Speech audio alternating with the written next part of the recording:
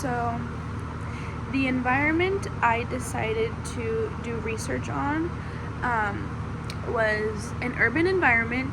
I chose to research New York because New York is just rich with cultural diversity.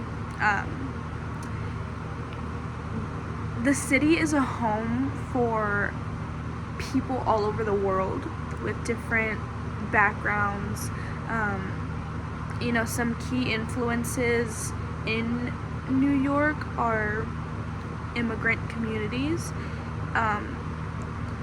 They bring to the table art, music, jazz culture, hip-hop, Broadway, theater, and food as well.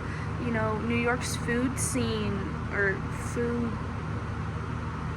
it's a reflection of their diversity, and the just diverse culture it holds. There's a lot of international cuisine available, lots of festivals that take place there, celebrations, like Chinese New Year. So New York is always changing. It's evolving, and it's just purely just shaped by its immigrant history and influence. It's everlasting, ever changing.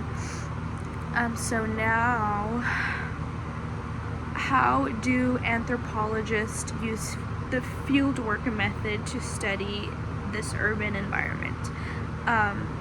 So fieldwork essentially is a goal of anthropologists. It's a goal within anthropology. It allows the opportunity to firsthand engage with people and their culture in certain environments. It makes room for a more authentic understanding of human societies. You gain firsthand experience and understanding, but more specifically, holistic understanding. The fieldwork method is also about building trust and rapport. And anthropologists can do this by attending any social or cultural function and talking to someone, asking questions, participating in that said event. Building a relationship with an artist is critical to gain access information. And by artist, I mean I'm using it in the New York setting, my urban environment selection. So for example, an anthropologist could want to study maybe jazz culture, exactly how the background is, so they can, as an example, go to a jazz club and analyze and talk to an artist there and just gain further information. And building a relationship with said artist is critical to gain that information and gain access to all of those things and questions that they have.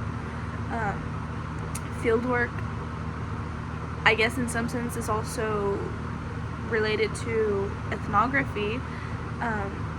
It's another method that anthropologists document and analyzes environments. It just makes room for a more authentic understanding of human societies. You gain first-hand experience, but with that being said, it just improves society and improves cultures. And with that being said, if I'm being honest, I don't really know how to answer the last question.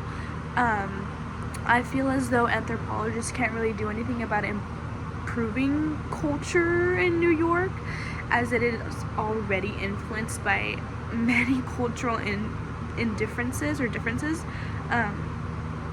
Maybe if active members of society were more